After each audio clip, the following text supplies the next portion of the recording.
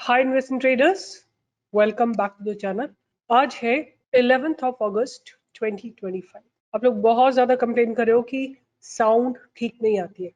पहली बार आप लोग अपने फ़ोन का वॉल्यूम भी चेक करिए। कई बार होता है ना, आप लोग म्यूट करके रखते हो एंड देन जब आप मेरा वीडियो सुनते हो तो उतनी आवाज़ नहीं आती, बिकॉज मैं हर वीडियो अपना दो दो तीन तीन बार सुनती हूँ। तो मुझे कभी ऐसे एक्सपीरियंस नहीं हुआ कि साउंड में कोई कमी। बट आज मैंने ये देखिए, आप कॉलर माइक भी लगा रखा है और मेरी एडिटर जो एडिट करती है वो भी कभी नहीं कंप्लेन करती कि साउंड का इशू। नहीं तो they are very particular about sound. But anyway, I will take all that I can do, I will do. But please पहला पहला काम आप अपने अपने फोन का वॉल्यूम भी चेक करिए, राइट? इंपॉर्टेंट है। तो बात करते हैं आज मार्केट में क्या हुआ। तो सबसे पहले आप देखिए पीएसयू बैंक्स आज ना लोअर लेवल से बाइंग आई है। मार्केट ने जैसे इनफ ऑफ ट्रम्प टैरिफ बोल के एक झटका एक अपने आप को संभालने की कोशिश की है। तो मुझे लगता है कि मार्केट में एक अच्छे डेवलपमेंट हुए। आप have a look at the PSU banks, एक ट्रेंड लाइन को मेंटेन करते हुए ऊपर चलने की तैयारी है। रियलिटी लोअर लेवल से बाइंग आई है। इंडिया विक्स थोड़ा कूल हुई है, बहुत ज्यादा कूल नहीं हुई है, बट जैसे सुबह 5% ऊपर थी वहां से थोड़ा नीचे आई है। इंफ्रास्ट्रक्चर, ऑटो ऑटो में भी लोअर लेवल से बाइंग आई है, but there are many many hurdles right now. Pharma sector मतलब लोअर लेवल से बाइंग आई है थोड़ी सी। और अगर बात करें तो सेंसेक्स जो है अभी 80,000 के ऊपर अपने आप को होल्ड करने की कोशिश कर रहा है। और अगर बात करें कि बैंक निफ्टी में क्या हुआ आज के दिन, तो bank Nifty was little solid. In fact अगर आपने सुबह लाइव ज्वाइन किया होगा तो मैंने बोला था बार बार कि बैंक निफ्टी जो है उसके कंपोनेंट्स में बहुत अच्छी बाइंग आ रही है, खासतौर से एसबीआई में सुबह से ही इंस्टीट्यूशंस एक्टिव थे, राइट? अब बात आती है कि आज किस तरह के डेवलपमेंट्स हुए। निफ्टी के ऑप्शन चेन को एक बार स्टडी करने की कोशिश करते हैं। and I hope you all understood how the options move in a dynamic way. So ये निफ्टी के ऑप्शन चेन है आपके सामने, और अगर हम 5 in the money and 5 out of the money call options को ले लेते हैं तो 1 2 3 4 5 आप देखेंगे आज बहुत कम एक्टिविटी हुई है। Even on the put side the activity has been very very low, right? Very very low volumes have been traded in the options today. So maybe some kind of weight is being done in the market so that there was an unwinding happening or whatever. But अगर आप देखेंगे ना, आज volumes थोड़े लो थे। अगर हम देखें कि what exactly happened the whole day, right? आप यहाँ से देखो, अगर हम इसको रिप्ले करते हैं, आपके सामने ये सारे ट्रेंडिंग स्ट्राइक प्राइसेस हैं। देखिए शुरुआत हुई थी सुबह की कॉल राइटर्स से, मतलब निफ्टी में प्रेशर बनाया जा रहा था, call writers were aggressive. There was 3:2 का रेशियो। फिर धीरे धीरे जैसे जैसे दिन बढ़ता गया, पुट राइटर्स आने लग गए and more put writer kept on coming, and at one point of time at about 110 market decided that will go up. तो देखो आप लोगों को एक चीज और समझनी चाहिए। निफ्टी को लगाते हैं, राइट? निफ्टी का आप शॉर्टर टाइम फ्रेम लगाइए और 110 पे देखिए exactly what happened, right? Shorter time frame में जाके आप 110 पे देखिए एग्जैक्टली व्हाट हैपेंड, बिकॉज पहले 110 से थोड़ा सा पहले आप देखेंगे तो 110 यहाँ पे 1250 है। 1250 पे क्योंकि ऑप्शन में क्या होता है, रिएक्शन होता है, मतलब जो मार्केट में हो चुका है उसको ऑप्शन रिएक्ट करते हैं। तो आप देखो इसने एक बहुत स्ट्रॉन्ग बैरियर को निफ्टी ने ब्रेक किया है around 1 o'clock, right? And that is why you saw the call option writing going down and put option writers increasing. मैंने आपको बार बार बोला है और अभी दोबारा से मैं एक बात आपको एक्सप्लेन करना चाहती हूँ कि जो लोग निफ्टी बैंक निफ्टी के ऑप्शंस में राइट करते हैं, राइटर होते हैं, वो यही घूमते हैं। और यहाँ से अनवाइंड करेंगे तो पुट साइड में चले जाएंगे, पुट साइड से अनवाइंड करेंगे तो कॉल साइड में चले। बट वो निफ्टी में है तो निफ्टी में ही रहेंगे, स्टॉक्स में नहीं जाएंगे और बैंक निफ्टी में नहीं जाएंगे। तो अगेन अगर हम इसी बात को यहाँ समझने की कोशिश करें तो जो लोग कॉल राइटर्स थे वो पुट राइटर्स में कन्वर्ट हो चुके हैं। तो सेंटिमेंट्स चेंज हो चुके हैं, मतलब बेरिश से बुलिश सेंटिमेंट बन चुके हैं, राइट? और उसके बाद आप देखो कि निफ्टी ने एक अच्छा खासा ब्रेकआउट दिया है। ये देखो आपके सामने मैंने 1 o'clock लगा रखा है, ये जगह पे जो ये फर्स्ट लाइन है, दिस लाइन इज 1 o'clock। तो Nifty was facing barrier again and again at this point, right, which is 24,480। But जैसे ही ये ब्रेक हुआ आप देखोगे डायनामिक्स चेंज हो गई, पुट राइटर्स में एग्रेशन आ गया एंड कॉल राइटर्स जो है एग्जिट कर गए। यहाँ देखो आप थोड़ा सा कॉल राइटर्स हैं, अभी भी हैं, वेट कर रहे हैं कि अगर निफ्टी, मतलब हर एक का अपना व्यू होता है ना। तो आप देखो 12:10 तक तो कॉल राइटर्स एग्रेसिव थे, राइट? फिर धीरे धीरे आप देखोगे कि कॉल राइटर्स कम होने लगे, पुट राइटर्स इंक्रीज होने लगे, राइट। तो स्टांस धीरे धीरे चेंज हो रहा है, मतलब कॉल राइटर्स एग्जिट कर रहे हैं, पुट राइटर्स आ रहे हैं, मतलब निफ्टी का एक बेस बनता जा रहा है। और आप देखोगे एक समय पे जो टॉप ट्रेंडिंग स्ट्राइक प्राइसेस है वो केवल पुट राइटर्स के, तो hence the bullish sentiment has settled into the market. और आप देखोगे एंड ऑफ द डे तक सेम सेंटिमेंट्स बरकरार है, राइट। तो आप ऑप्शन चेन से बहुत कुछ मार्केट को समझ सकते हो और यहाँ से यहाँ तक का आपको मूवमेंट मिला है। मैं इस बात को आपको ये नहीं सजेस्ट करूंगी कि आप निफ्टी के ऑप्शंस खरीदिए, बट मैं इस तरह से आपको सजेस्ट करूंगी कि अगर आपको कोई किसी स्टॉक में बाय में जाना है तो आप इस समय around 1 o'clock you can select the stocks which are giving you a breakout, right। आप देखोगे ज्यादातर स्टॉक्स में around that time only, अगर मैं मार्क कर दूं इसको यहाँ पे at this point of time, अगर मैं मार्क कर देती हूँ 11 तारीख को, 11 अगस्त को, और इसमें मैं मार्क कर देती हूँ 1 o'clock का टाइम, तो और रादर यहाँ पे, right, this is how it is. तो मैं इसको एक मिनट आपको दिखा देती हूँ। 12:39, 12:50 यहाँ पे कहीं पे है, ये अराउंड दिस इज इट। अब आप देखोगे कि सारे स्टॉक्स में, अगर मैं इसका 15 मिनट का चार्ट लगा लेती हूँ, तो सारे स्टॉक्स में इस समय के बाद आपको अच्छा ब्रेकआउट आता हुआ दिखाई देगा।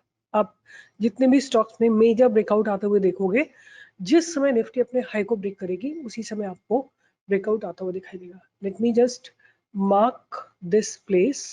ये जो मैंने रेक्टेंगुलर बॉक्स बनाए हैं, आप देखोगे इनके ऊपर ही काफी सारे स्टॉक्स में ब्रेकआउट आएगा।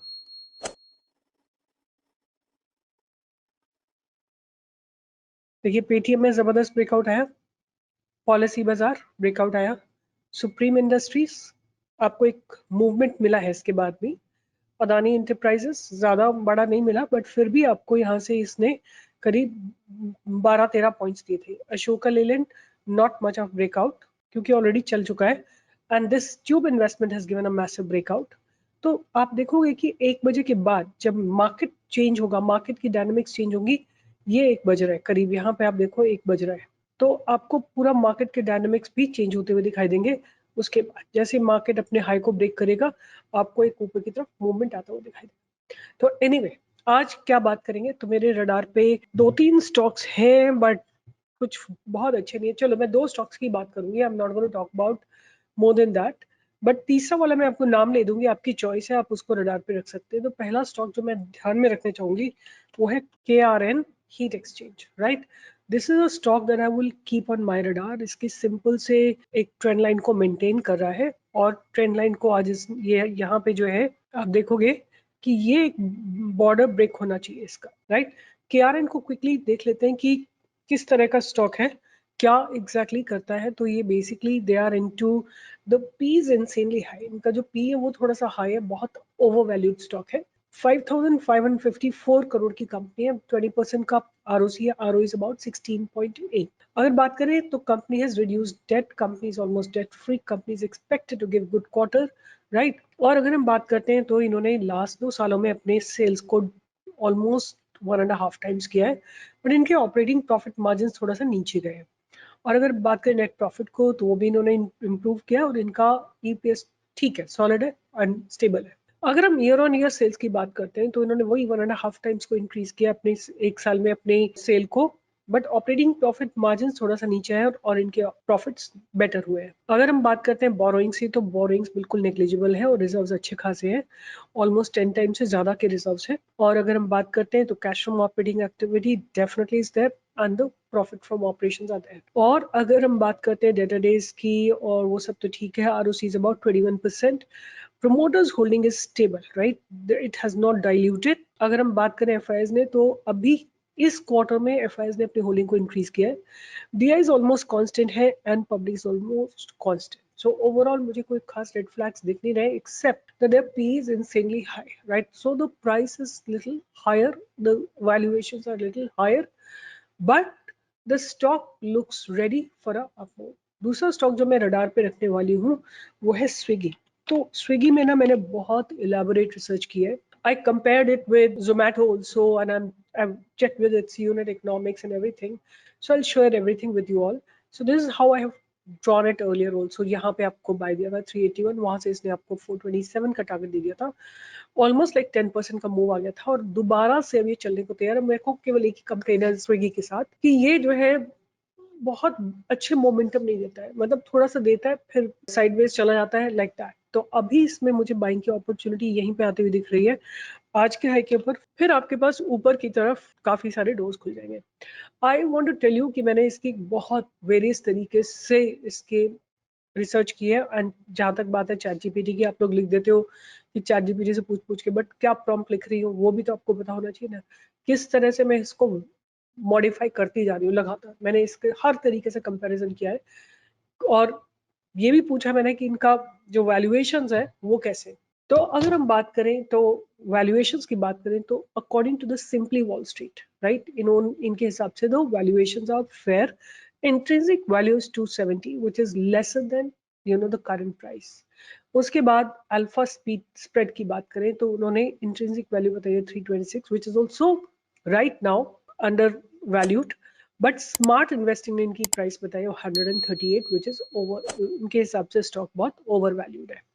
नाउ ग्रोथ वर्सेस प्रॉफिटेबिलिटी की बात करें तो Swiggy reported a widening quarterly loss, तो ये इनका एक मेजर इशू है। But I want to remind you and go back 1 year back, जब तक कि जोमेटो के लॉसेस बढ़ते जा रहे थे, but because of their operational efficiency they have quickly turned into profitable zone, right? The only issue that I'm finding right now with Swiggy is कि इनके जो losses है ना वो widen होते जा रहे हैं, मतलब और ज्यादा losses बढ़ते जा रहे हैं rather than reduction in the losses।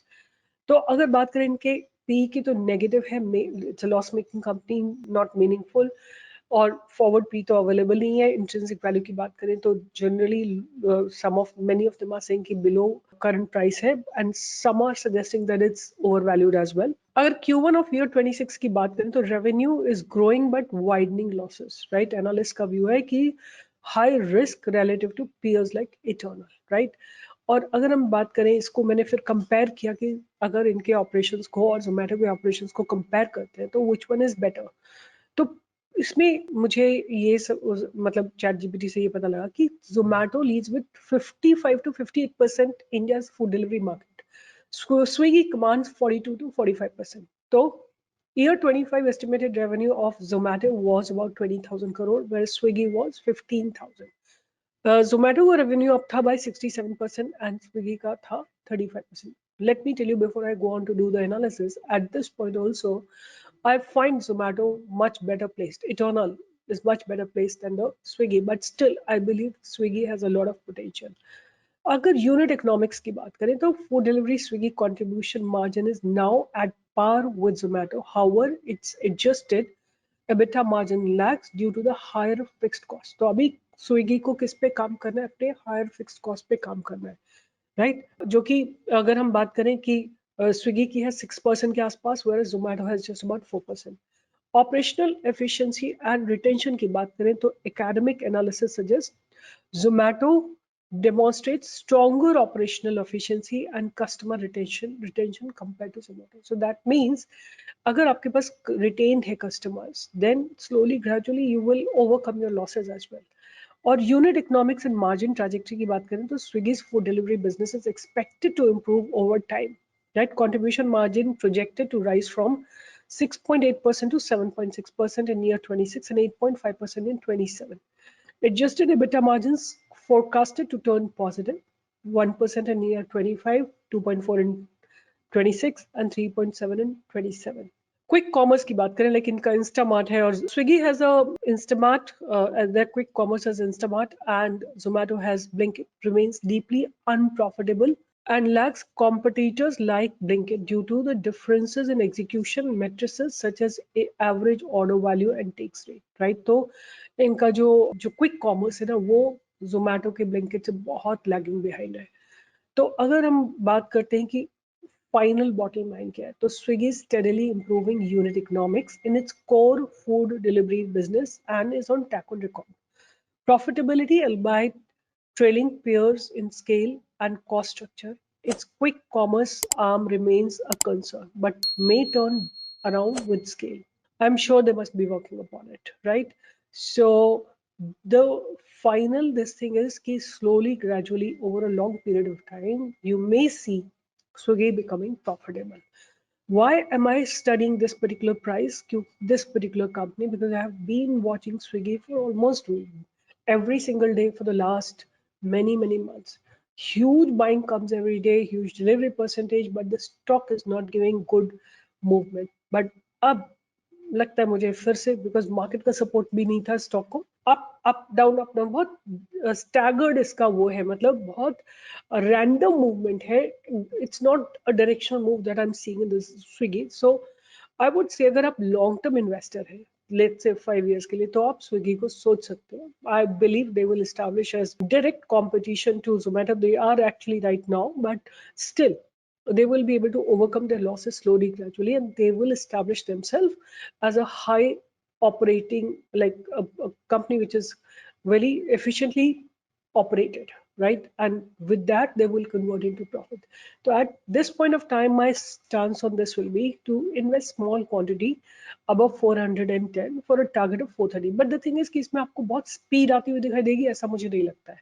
तो ये आप स्टडी पर्पज के लिए रख सकते हैं. बट अगर ये 430 को क्रॉस कर देता है किसी दिन, तो आप इसमें एक ऊपर की तरफ का टारगेट सून आते हुए देख सकते हैं. 500, 520, 530, 540, ये सारे टारगेट्स आपको आने वाले 6 महीनों में दिख सकते हैं. तो दो स्टॉक्स में मैंने आपके साथ स्टडी किए. पहला स्टॉक था KRN हीट एक्सचेंज और दूसरा स्टॉक है स्विगी. दोनों को आप रडार में रख सकते हैं. एक और स्टॉक मेरे रडार पे है जो है एंथम. उसको भी आप एंथम बायोसाइंसेज, इसको ध्यान में रख सकते हैं. ये रिसेंटली लिस्टेड IPO है. बहुत अच्छे डेवलपमेंट्स हो रहे हैं, but fundamentals are not very promising, so I'm not giving it as a buy. I'm not even studying it. एक और मैंने आपको जो स्टॉक दिया था ब्रिगेड, इसको आप ध्यान में रख सकते हैं. Brigade hotel, this had a good buying today, but still our barriers have not been crossed, so wait for the barriers to be crossing and then you can do a small investment. So with this, I'll be signing off, and the market belongs to the people who are disciplined. Market belongs to the people who have understood the dynamics, who control their risk, who control their losses, who control their emotions in the market. So be a person who's informed, be a person who's learned about stock market, and keep learning. I keep educating you on the various chart patterns. So keep learning about it and keep understanding fundamentals also, so that you can grab good, fundamentally good stocks at the lower levels. Bye bye, take care, and I will see you in the live market tomorrow from 10 to 11.